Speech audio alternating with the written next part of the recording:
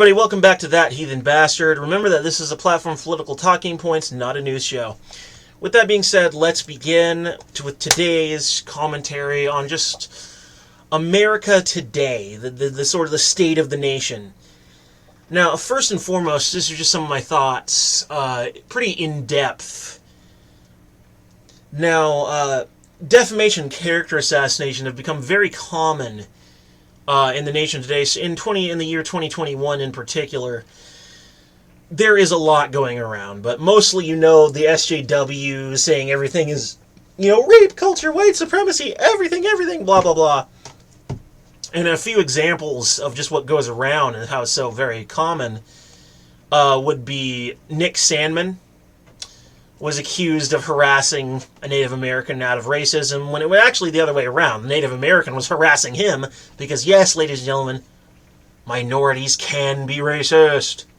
Because racism is not about prejudice plus power. That's the Newspeak definition. That's 1984. No, racism is discriminating based on race, treating people differently. This can either be simple harassment or straight-up assault or even murder. Treating people like garbage. And honestly, I don't care what people have to say about it, but you know what? When I see people harassing each other based on race, I'm just like, this is a really good excuse to do some trolling. It's the truth. I like to troll racists. Especially racist minorities like black people saying mayo monkey and shit. It's like, you're using a racial slur, and you're a hypocrite for complaining about other people using racial slurs. Someone calls you a porch monkey, and I'm like, you know what? I'm just going to troll you mercilessly. I don't fucking care. Or Kyle Rittenhouse being called a white supremacist in spite of evidence. Or, saddest of all, Vic Mignogna, his 20-plus year career as a voice actor was just completely derailed by false Me Too allegations. That was a few years ago, and there's still some little skirmishes in that fight left over. I spent every amount of energy I had on that, right, for the better part of 9 months. That's enough time for a baby to be born. I gave all I had for that fight, and now I'm just exhausted. I don't want to think about it anymore. Suffice to say, Vic Mignogna's career is still on life support. That was a battle lost. Some of the evidence of the allegation was so bad that they literally had like a photoshopped image of his leg passing through the leg of a chair. That's how obviously fake it was. It was absurd. That, and recently there was some talk about Tim Pool, people denying the fact that he was mixed race or that he ever experienced prejudice from white supremacists and white nationalists, and apparently he did. His whole family is backing him up now that he's being defamed by the Young Turks, TYT, or as I like to call them, the Young Jerks, because that is not a particularly dehumanizing nickname, but it does make it clear what kind of people you're dealing with. The Young Jerks are not nice people. They like to jerk people around and act like dicks. Especially Cenk Uygur. Just about everybody hates him now. He's become such a pariah of his general behavior. I don't know a single person who likes him. Not a one. Like, this man is trash. And, with defamation, character assassination, we're also dealing with Democrats versus Republicans as well. This is another thing going on in America today that is very distressing. Republicans, by and large, are useless. They're, at best, a doorstop or a roadblock. But they're easy to get around. They provide no real challenge to the Democrats. When they decide to be evil, you pretty much only have Rand Paul and Ted Cruz. I was blanking on his name. I'm usually very terrible with names, typically. Sometimes I swear I'm amazed that I even remember my own name. But Democrats and Republicans, yeah. Right, the Republicans are basically useless. The party is rife with Mitch McConnells. Mitch McConnell, a.k.a. Mitch the Bitch, is this little old man who's like, not so fast, Democrats. Or on his Twitter account, those Democrats sure are awful. And I'm just like, yeah, Mitch, and you're doing what about them? You have a solution?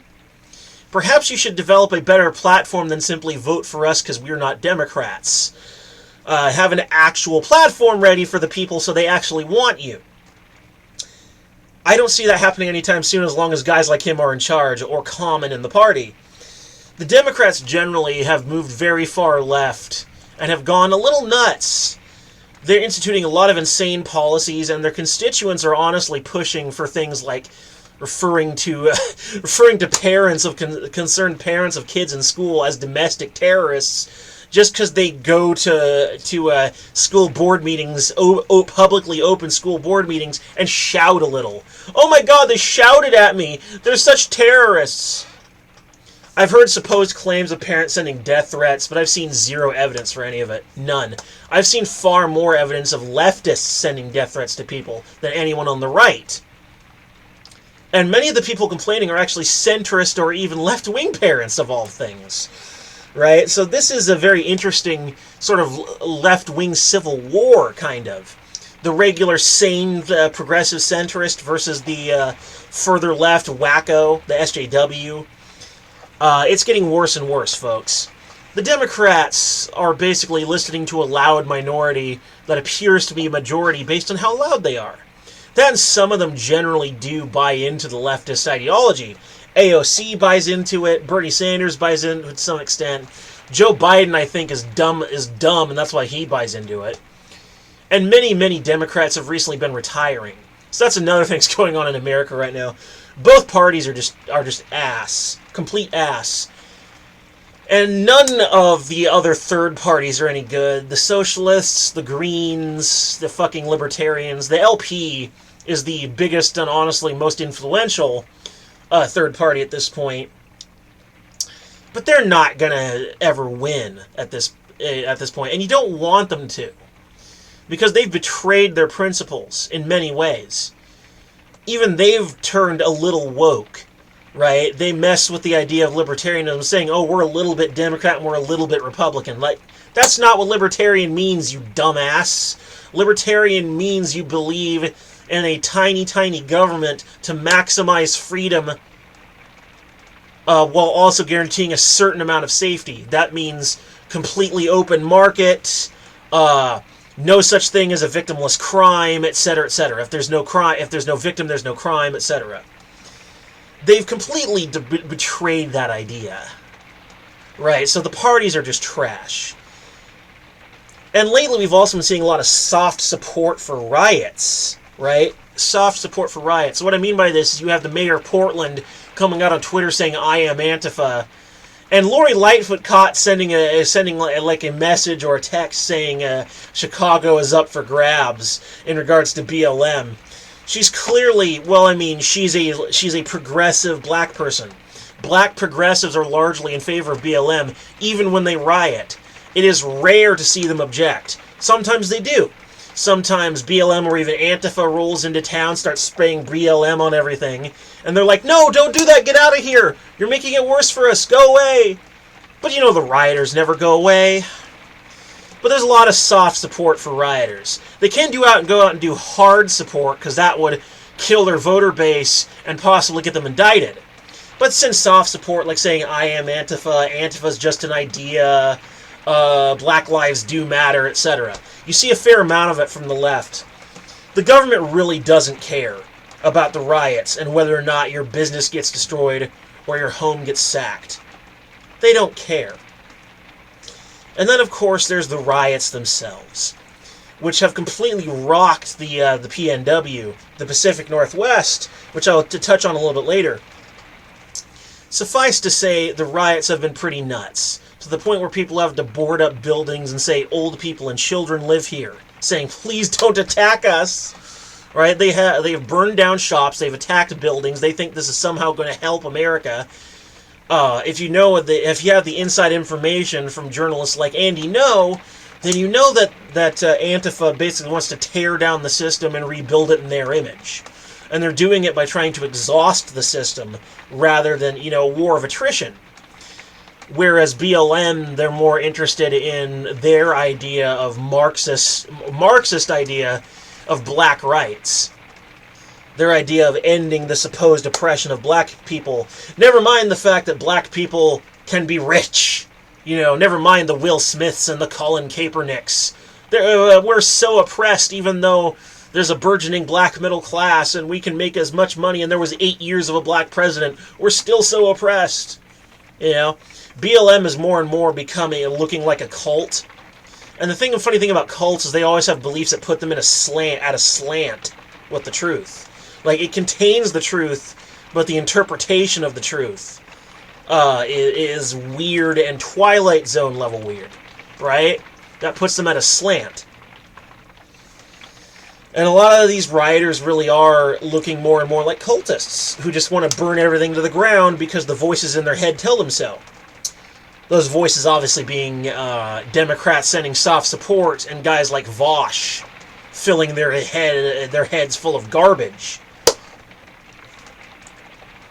With that being said, things are getting increasingly dangerous, especially in the Pacific Northwest, in Seattle and Portland, where shit's been at the worst. Kenosha was bad enough, and the incident in Waukesha recently was crazy. But when it comes right down to it, with the nature of America today, weapon ownership is a must. And honestly, it is irresponsible for you to not own a weapon at this point. Because you could end up getting killed when your family needs you. A family member could end up killed when they need you, when you need them. Your community could need you, so you must have a weapon. You must. I don't care how you feel about it. I don't care if you think, oh my god, guns are scary. Get a fucking gun. Oh my god, knives are scary. Get a fucking knife. I don't want to own a stun gun. Get a fucking stun gun. You no longer have an option. With the way things are right now, you have no idea if there could be rioters in your area. Like, I live in a small town of 17,000 people. And in towns like this, it's a common habit of people communicate. One of the ways people in these areas communicate is we leave funny messages for each other in bathroom stalls. And this is admittedly very anecdotal, but I have found several messages in stalls in our area related to Boogaloo Boys, as well as Antifa, suggesting they could potentially have a presence here. And I would rather not take any chances with them. I want to be ready if they are here. Now, I also want to retract a statement I made in the past about how guns were about power. They thought, people get a gun, they're about power, guns make you stupid. It was a mistake, based on people I'd known in my past or how I'd felt about the whole thing, right? I didn't have as much experience then, and I apologize. I retract the statement. Guns don't make you stupid, they're not about power, they are about responsibility. That was on my old channel, in case you're wondering. That was The Unglobalist. I've moved away from that platform and I've evolved. This is the next level. And I am sorry for that stupid comment.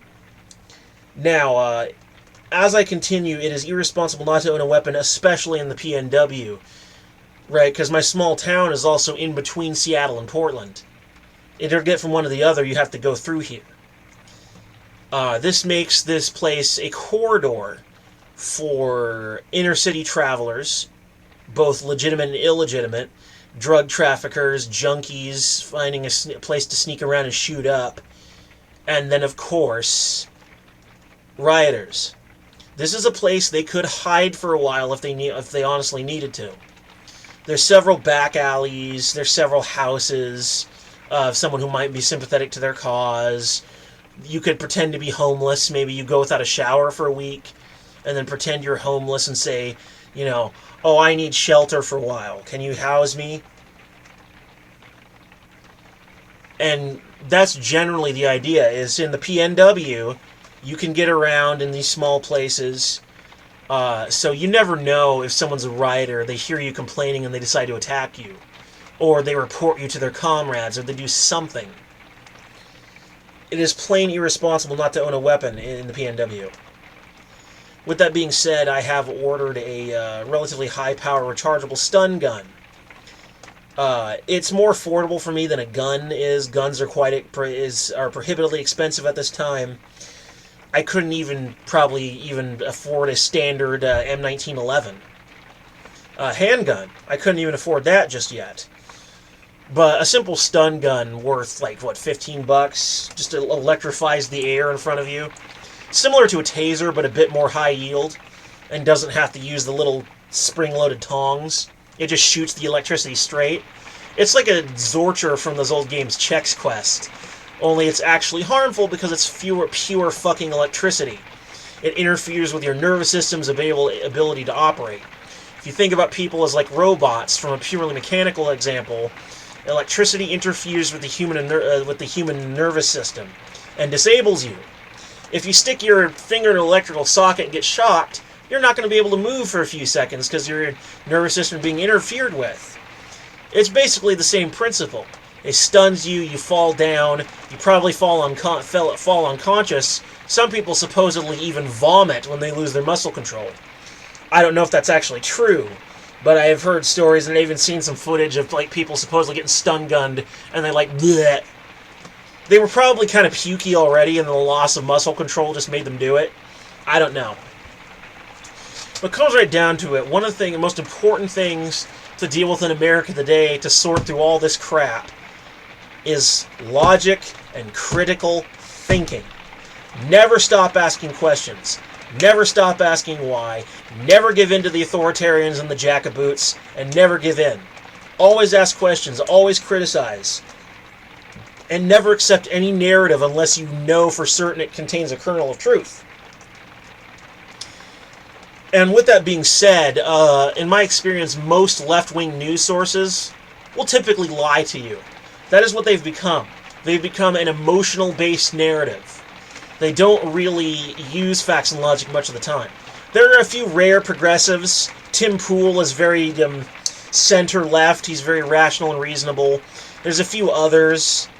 And if he wasn't so annoying and generally unwatchable, I'd say H-Bomber Guy's probably not that bad. But Vosh is definitely an authoritarian, would-be socialist, communist dictator. Generally a piece of crap. And he lies a lot. A lot of his companions will lie a lot. There's sources like the Black Authority, who shares conspiracy theories, left-wing conspiracy theories. There's CNN and MSNBC, who are all on about Russiagate and so forth. It's all a bunch of crap. And the problem with right-wing sources is not that they lie, it's that the right-wing sources fail to delineate the difference between fact and opinion. So sometimes it can color their thinking. The best source out there right now is Reuters, and you should totally use Reuters. And the conservative brief can give you a solid conservative opinion, and it will be an opinion. They demark at the top that this article contains author's opinion. More right-wing sources need to do that. The problem is not lack of factuality. The problem is framing and failure to frame it properly. This happens a lot with sources like Breitbart, and it also happens to some extent with the Daily Wire as well, is false framing, where it contains actual facts, but the way the facts are presented makes it look, makes it look different than it really is. So more sources need to do that, where they demark it. If it contains opinion, you say it contains opinion. You don't say it's all true. And you try to frame it in as honest a manner as you possibly can. With that being said, always criticize, always explore, and just buy a weapon, stay safe, don't go around attacking people. Just try to go about your normal life as much as possible, but stay safe. Use your critical thinking to avoid being lied to, and for God's sake, buy a weapon. Buy a cheap stun gun. Maybe even some mace. Keep yourself safe.